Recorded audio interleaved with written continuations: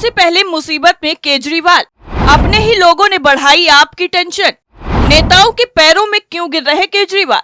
या नेताओं की अंदर खाने है बगावत? दिल्ली में अगले साल विधानसभा चुनाव होने वाले हैं, लेकिन उसकी सरगर्मियां अभी से देखने को मिल रही है। बीजेपी से लेकर कांग्रेस पार्टी, आम आदमी पार्टी सभी अपनी अपनी तैयारियों में जुटे हुए हैं। रोज नए नए ऐलान भी हो रहे हैं, लेकिन ऐसे में जब सभी पार्टियां पूरी ताकत झोंकने को तैयार बैठी है, ऐसे में अरविंद केजरीवाल की टेंशन बढ़ गई है। और इसको बढ़ाने वाला कोई और नहीं बल्कि अरविंद केजरीवाल की पार्टी के नेता ही हैं। आखिर ऐसा क्या हुआ कि अरविंद केजरीवाल को छोटे छोटे नेताओं को मनाने के लिए जाना पड़ रहा है? इसका पूरा कच्चा चिट्ठा खोलेंगे और साथ ही बताएंगे कि आखिर क्यों एक के बाद एक नई मुसीबत में फंस रहे हैं दिल्ली के पूर्व सीएम।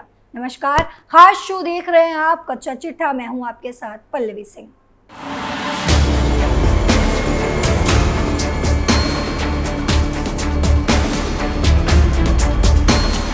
आगामी विधानसभा चुनाव में आम आदमी पार्टी को कार्यकर्ताओं और नेताओं के बीच चल रहे मनमुटाव भारी पड़ सकते हैं। इसके कयास अभी से लगाए जा रहे हैं। वहीं दूसरी तरफ आम आदमी पार्टी के मुखिया अरविंद केजरीवाल अपने कार्यकर्ताओं और पार्षदों और विधायकों में चल रहे मनमुटाव को खत्म करने में जुट गए हैं। आप प्रमुख अरविंद केजरीवाल कदावर कार्यकर्ताओं, पार्षदों और विधायकों को घर बुलाकर उनसे बात भी कर रहे हैं और उनकी नाराजगी दूर करने की कोशिश कर रहे हैं। वहीं जरूरत पड़ने पर उनके घर भी उन्हें मनाने के लिए जा रहे हैं। केजरीवाल पार्टी की बैठकों में भी संदेश दे चुके हैं कि जिन्हें आपस में झगड़ा करना है वे फरवरी के बाद करें। फिलहाल चुनाव पर ध्यान दें, ये समझे कि हर सीट पर केजरीवाल चुनाव लड़ रहे हैं।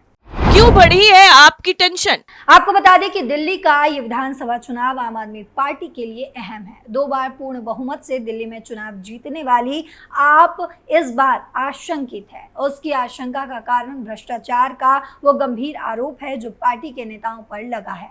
खुद पार्टी प्रमुख अरविंद केजरीवाल भी इससे अछूते नहीं है। केजरीवाल तिहाड़ जेल में 177 दिन यानी कि लगभग 6 महीने रहकर जमानत पर बाहर आए हैं।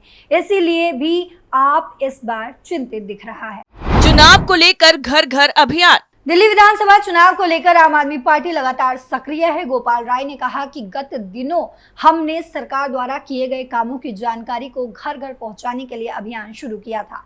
वहीं विधानसभा क्षेत्रों में जो काम किए गए उन्हें आपका विधायक आपके द्वारा कार्यक्रम के तहत रखा गया। इसके बाद चुनाव के मद्देनजर पूरे दिल्ली में हर बूथ पर बूथ कमेटियों के गठन का काम पूरा कर लिया गया। इसके बाद आपके नेताओं ने सभी विधानसभा क्षेत्र में पद यात्राएं भी की। पार्टी के राष्ट्रीय संयोजक अरविंद केजरीवाल इसके दूसरे चरण के तहत पद यात्राएं कर रहे हैं। आप अब अगले चरण में 11 नवंबर से जिला कार्यकर्ता सम्मेलन शुरू करने जा रही है। आपको बता दें कि पार्टी के आधार पर 14 जिले बनाए गए हैं। एक जिले में 5 विधानसभा क्षेत्र आते हैं। हर जिले में इसका आयोजन किया जाएगा। पार्टी के राष्ट्रीय संयोजक अरविंद केजरीवाल इस सम्मेलनों को संबोधित करेंगे। सम्मेलन में पदाधिकारियों को शपथ दिलाई जाएगी और अगले विधानसभा चुनाव को जीतने के लिए लक्ष्य दिया जाएगा। इसे 11 नवंबर को किराड़ी से शुरू किया जाएगा।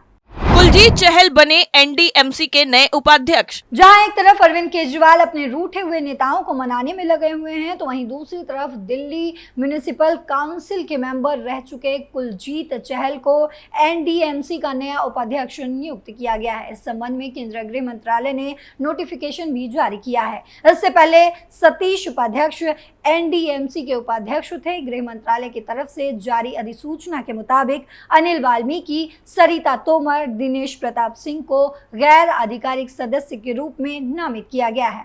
माना जा रहा है कि कुलजीत चहल की पदोन्नति के पीछे एनडीएमसी की बैठक में आम आदमी पार्टी के राष्ट्रीय संयोजक और पूर्व मुख्यमंत्री अरविंद केजरीवाल के सामने जनहित से जुड़े सवाल उठने हैं, जिसकी वजह से कई बार केजरीवाल असहज होकर बैठक को बीच में छोड़कर जा चुके हैं।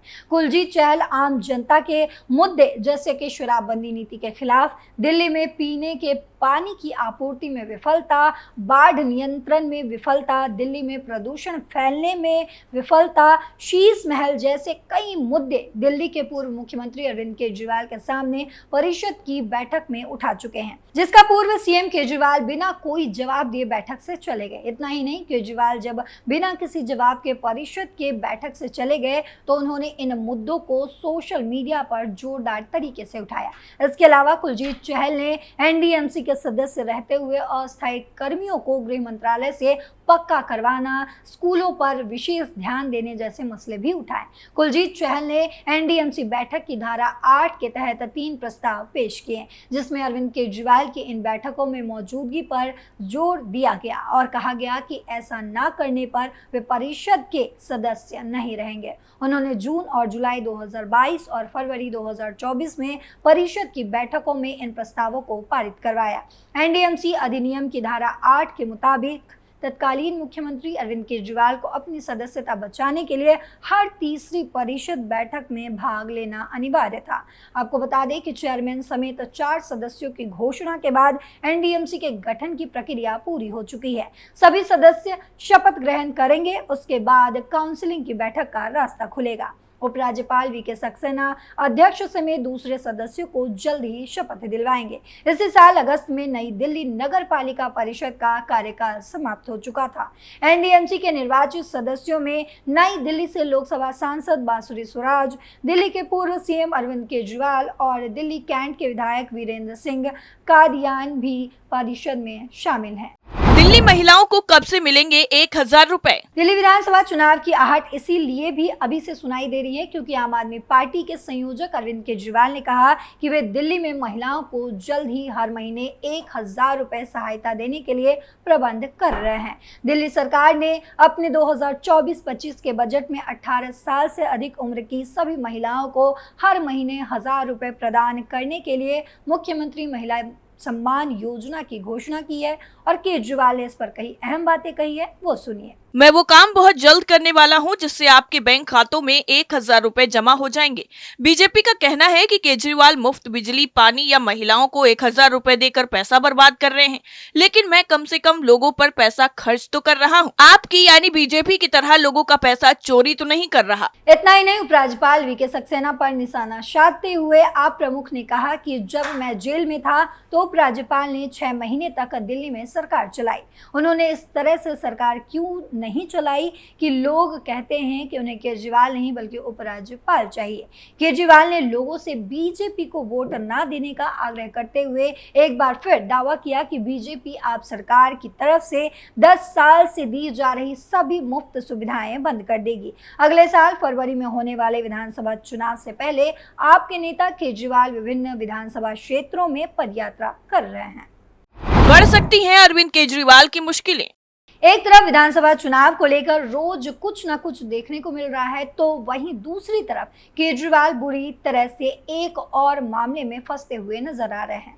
दरअसल आम आदमी पार्टी के राष्ट्रीय संयोजक और दिल्ली के पूर्व मुख्यमंत्री अरविंद केजरीवाल एक बार फिर विवादों में घिरते हुए नजर आ रहे हैं।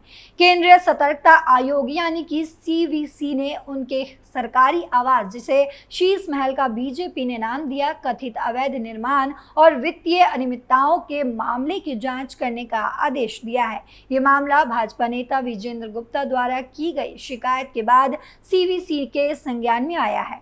बीजेपी के मुताबिक सीवीसी ने दिल्ली के सीएम हाउस को शीश महल जैसा बनाने के आरोप की जांच के लिए केंद्रीय लोक निर्माण विभाग रिपोर्ट मांगी है। बीजेपी के नेता विजेंद्र गुप्ता ने कहा कि केंद्रीय सतर्कता आयोग यानी कि सीवीसी ने दिल्ली के सीएम हाउस में अवैध निर्माण और वित्तीय अनियमितताओं के बारे में रिपोर्ट सौंपने के लिए CPWD को लिखा है। वहीं विजेंद्र गुप्ता का ये भी कहना है कि सीवीसी ने आश्वासन दिया है कि तथ्यात्मक रिपोर्ट आने के बाद जरूरी एक्शन लिया जाएगा। आपको बता दें कि दिल्ली के सीएम हाउस में सौंदर्यीकरण को शीश महल का नाम देकर अरविंद केजरीवाल को बीजेपी लगातार घेरती रहती है। आवास के सौंदर्यीकरण पर लगभग 45 करोड़ रुपए खर्च करने का आरोप भी है। भाजपा नेता विजेंद्र गुप्ता ने आरोप लगाया है कि मुख्यमंत्री के आवास के सौंदर्यीकरण पर लगभग 45 करोड़ रुपए खर्च किए गए हैं, जिसमें वित्तीय अनियमितताएं की गई हैं। भाजपा ने इस मामले को उठाते हुए केजरीवाल से नैतिकता के आधार पर इस्तीफे की मांग की थी। वहीं आम आदमी पार्टी ने इन आरोपों को खारिज करते हुए भाजपा पर राजनीतिक दुर्भावना का आरोप लगाया है। शीश महल घोटाले में ये मामला है कि दिल्ली के मुख्यमंत्री के सरकारी आवास की रूपरेखा को बड़े स्तर पर बदला जाएगा। जिसमें करीब 44.78 करोड़ रुपए का खर्च आया था, जबकि स्वीकृति राशि 43.70 करोड़ रुपए थी। लेकिन दस्तावेजों के मुताबिक इसमें 1.08 करोड़ रुपए का अतिरिक्त खर्च किया गया। सीवीसी ने कहा है कि शिकायत के आधार पर सीपीडब्ल्यूडी को जांच का जिम्मा सौंपा गया है, जिससे इस मामले में वास्तविक तथ्यों का पता चल सके और अगर कोई अनियमितताएं पाई जाती हैं तो उचित कार्रवाई की जा सकती है। देखने वाली बात यह होगी कि सीपीडब्ल्यूडी की जांच से इस मामले में क्या नए तथ्य सामने आते हैं और क्या इस मामले में कोई ठोस कार्रवाई होती है या नहीं।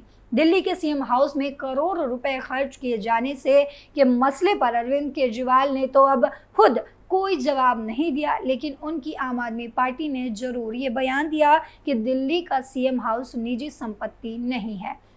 वहीं आम आदमी पार्टी ने बीजेपी पर पलटवार करते हुए ओछी राजनीति करने का भी आरोप लगाया है। यानी कुल मिलाकर जब देखा जाए तो नाराज नेताओं से लेकर शीश महल तक के मामले में अरविंद केजरीवाल बुरी तरीके से फंसते हुए नजर आ रहे हैं। फिलहाल के लिए कच्चा चिट्ठा में इतना ही। बाकी खबरों के लिए देखते रहिए कैपिटल टीवी। नमस्कार।